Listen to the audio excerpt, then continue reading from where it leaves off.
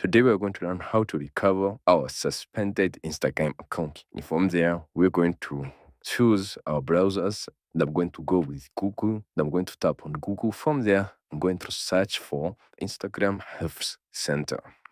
Here I'm going to tap on the Instagram Help Center. From there, I'm going to search for the problem that I'm currently experiencing, which is recover suspended.